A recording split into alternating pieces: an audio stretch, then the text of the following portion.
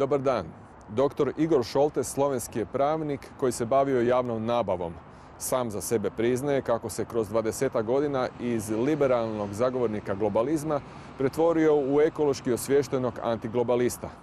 Europski je zastupnik od 2013. godine i pripada grupaciji zelenih. Koji su politički stavovi i uvjerenja te grupacije, poslušajte u sljedećih nekoliko minuta. Dr. Šoltes, koje osnovne društvene i gospodarske vrijednosti zastupa grupacija zelenih u Europskom parlamentu? Pa tih u stvari vrijednosti je više, ali pre svega kao što proizlazi iz samog imena. Najviše se naravno polaže na zaštitu i očuvanje okoliša, znači prirode, i time vezano i odnos prema društvu, prema zajednici, prema pojedincu. Vezano je onda naravno na pitanje kružnog gospodarstva, energetske promjene i nekako iz ovih klasičnih izvora energije ići u obnovljive energetske resurse, što konačno prepoznala i Evropska unija. Onda, kako bih rekao, ta neprestana borba protiv tog jačanja kapitalizma na osnovu čovjeka, gdje u stvari se više gubi ljudska prava, gdje pojedinac gotovo prestaje da postoji i gdje se što više sad pokušava zadužiti tako i države i pojedinca, naravno na taj način da se ih pasivizira. I zato, kad se priča o našoj budućnosti, kad se trguje sa našom budućnošću, mislim da je dobro i pravo da se o tome pita i ljude. I zato zahtijevamo tako za TTIP, taj kroz Atlantik sporazum o trgovanju s Amerikom i kao sa Kanadom CETA, da se to kao prvo da i na referendum, da ljudi naravno odluče i da daju svoj da ili ne takvim načinom trgovanja i naravno da se što više priča o tome. I još neke druge naravno jako važne stvari, što je pravedna porezna politika, što se pokazalo u tim otkrićima LuxLeaksa sa skandalom u Luksemburgu, sa Panama Papers, što se događalo s skrivenim računima. I to u stvari ne želimo da živimo u paralelnim svetovima. Jedan svet koji važi takozvane za elite i drugi za pučane. Kad ste već spomenuli odmah transatlantske sporazume, može li se Europa razvijati i bez njih? To je jedna od glavnih stvari, ta netransparentnost. I da nema civilnog društva i takozvanih NGO-ja, pitanje je koliko bi u stvari javno saznala za te sporazume, jer su se stvari vodili u tajnosti.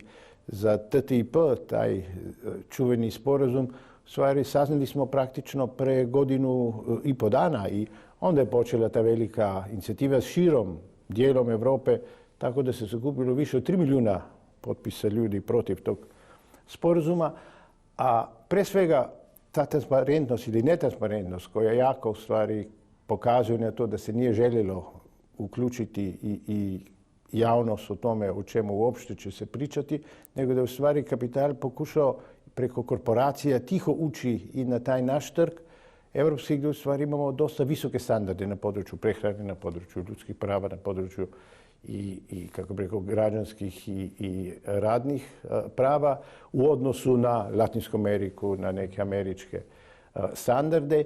I s tim sporazumom, naravno, Europa bi jako morala sniziti standarde i u stvari sve bi postalo samo trg. No koji je utjecaj zelenih u Europskom parlamentu? U Njemačkoj smo svjedočili da su konzervativci preuzeli dio zelenih tema kako bi oslabili zelenu opciju. Te zelene paradigme polako su preuzele od početka 90-ih ili 80-ih godina, kad je ta zelena neka struja ili zelena paradigma počela se pojavljivati u javnosti koja bi značila neku alternativu i takozvanim zelenim, u stvari ekonomiji, takozvanom poticanju zelenih radnih mjesta. Ako se sjećate, Joschka Fischer je bio jedan od glavnih protagonista, jako poznat, bio vanjski ministar čak u ono vrijeme. I to je postalo jako popularna tema baš u zapadnoj Europi. Dok smo tu na tom našem delu nekako bili više sramežljivi. I kod nas, recimo u Sloveniji u 90-im, na početku, kad smo krenuli na taj samostalni put, se je nekako probila ta zelena partija i zelena stranka koja je polako nekako se, baš zbog toga, jer su i druge stranke vidjele da je to jedan dio bez koga u stvari nema progresije, nema napredga, uključivali u svoje stvari, tako da samo za zelenu liniju, bez ostalih politika, kako bi rekao, teško u stvari da se može naći svoj identitet. Tako da stvari to je i izazov i za zelene u Europskom parlamentu. Zato što nije samo dovoljno imati zelene iz Njemačke, Francuske, možda Skandinavije i Nederlanda, nego da je jako važno i da se tu postoji taj drugi dio Europe koji je isto važan, tako Hrvatska, Slovenija, naravno Italija, Španjolska, Portugal, Grčka. To su sve zemlje koje stvari imaju puno više nešto zajedničkog i tu mislim da je isto jedna od jako mogućih perspektiva. U Hrvatskoj se mijenja zakon o javnoj nabavi. U Europi se s druge strane dosta priča o zelenoj javnoj nabavi. Što je to zelena javna nabava i kako ona može pridonijeti razvoju kružne ekonomije? Po stvari, zelena javna nabava ne znači to da bi morali kupovati samo zelene lubenice ili zelene paprike, ono što je sve zeleno, nego znači prije svega to da se omogućava lokalna hrana koja je proizvedena na nekako lokalnom području koja ne sadrži naravno supstance koje su štetne, govorimo o GSO-ima, o pesticidima, o raznim hormonskim disruptorima i takozvani glifosatima. Tako da radi se o nekim čistim proizvodima koji su normalni ili koji su nekad jeli.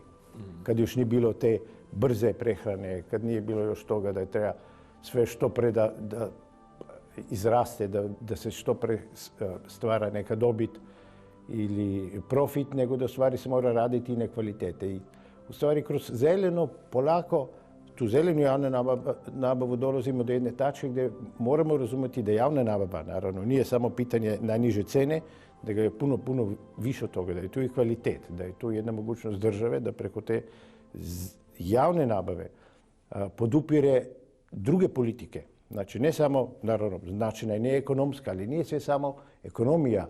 Može i time podsticati i zdravlje, recimo, može podsticati demografsku politiku, može podsticati i recimo, poljoprivrednu politiku. Sve ostalo što čini, recimo, državu značajnu u smislu upravljanja sa svojim resursima. Tako da tu je puno izazova, ali tek smo u stvari na početku toga. I ako pogledate statistiku i u Europi i u državama, mislim da to nije samo stvar koja bi morala biti zapisana u zakonu. To je način mišljenja, to je zakon razumevanja te nabave i da, kao što sam rekao, da javna nabava nije samo formalnost, da je tu i suština i da ćemo morati svi zajedno raditi puno više da počnemo meriti i razumjeti javnu nabavu i kao sistem efikasnosti i kao sistem učinkovitosti, a za to naravno treba promijeniti filozofiju proračuna i naravno raditi na tome da se stave, kad se pravi i proračun i kad se prave ciljevi za ostvarivanje nekog mandata, da se naprave jasni indikatori, znači oni pokazatelji koji će biti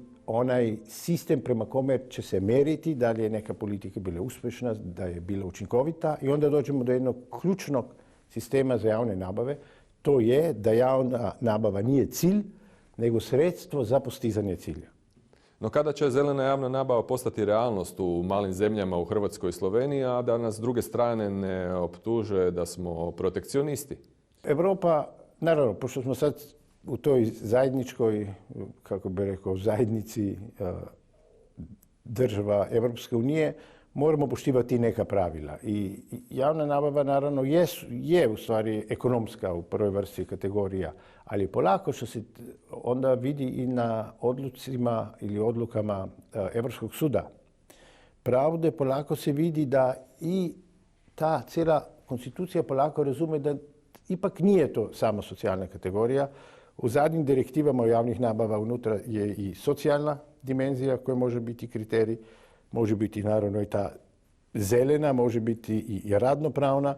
Znači ima polako već i naravno ekološka, znači polako već ima nekih signala da nije sve s vama ekonomija. Zajedno ste s hrvatskim zastupnikom Davorom Škrlicom organizirali konferenciju o zelenom i pristupačnom turizmu.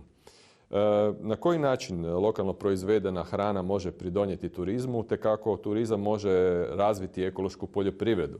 Ljudi vole da kušaju ono što je domaće. Mislim da je to perspektiva i dobri ugostitelji i hotelijeri će prije ili kasnije vidjeti da je njihova ponuda i struktura gostiju može se promijeniti i naravno i napraviti još produktivnije ako privuku u svoju ponudu lokalno stanovništvo, znači i poljoprivrednike i poduzetnike i one koji stvaraju te butične proizvode, naravno koji stave onu šlak na vrhu, smetanu na vrhu torte i tu mislim da je baš ta naša konferencija pokazala da ponudu ima dosta. Samo je treba stvari nekako postaviti u taj cirkularni dio da bi svi onda mogli u tom imati win-win. Znači, proizvođači unaprijed znaju koliko moraju proizvesti da bi mogli osigurati, recimo, hotelijere i ugostitelje. Ugostitelji znaju da će dobiti kvalitetnu hranu, zato se ne boje da bi nešto bilo u smislu standarda problematično. I na kraju gost koji je uvijek zadovoljan i spreman više platiti samo da zna šta jede i na kakav način.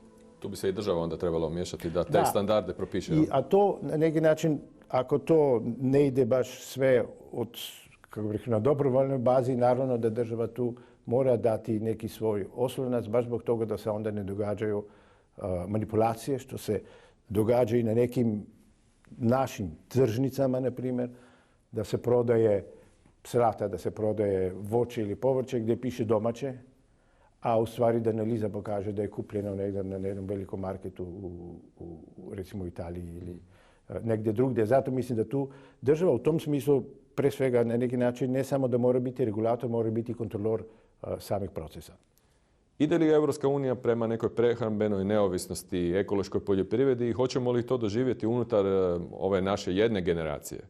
Pa mislim da to je ono što smo pričali na početku. Sad ovisi s kime, na kakav način ćemo mi potpisivati ugovore. Ako ćemo potpisivati s nekima koji imaju niže standarde od nas i prisile nas da naravno ne da dignemo naše standarde, nego da ih puštamo, to naravno onda nema puno perspektiva jer ćemo onda biti potpuno ovisni o semenu koji nije više naše, koji će biti standardizirano na neki, tako bi rekao, evropski način.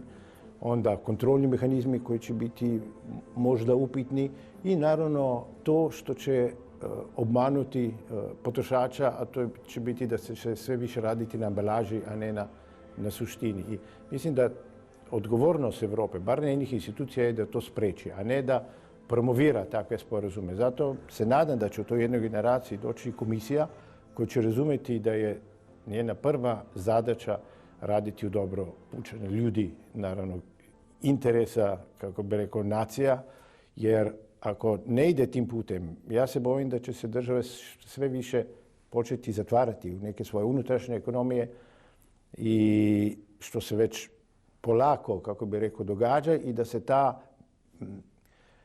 emocija Europe i ta energija Europe polako gubi. Ako tu ne napravimo sad, uz par godina i to brzo, jedan značajan okret prema ljudima nazad, to samo ne da kažemo da mi slušamo ljude, nego da ih čujemo. To je jako važno, da čujemo njihove poruke, a ne da se udaljava uloga institucija od građana. Doktore Šoltes, hvala na razgovoru. U šumsku biomasu ubraja se drvna tvar i zelena biomasa vezana za pašnjake i ostalo zeljasto bilje. Pri 20% vlage tona drva može dati 4 MWh energije. Koliko se biomasa koristi za proizvodnju energije u Hrvatskoj, a koliko u Europskoj uniji? Nedavno je Europska komisija objavila takozvani zimski energetski paket koji se odnosi općenito na energiju, ali i na obnovljive izvore. Prije njegove objave fosilni lobiji i dio proizvođača energije iz obnovljivih izvora osporavali su neutralni utjecaj drva na okoliš i njegovu održivost, jer će se daljnjom gradnjom pogona na biomasu uništiti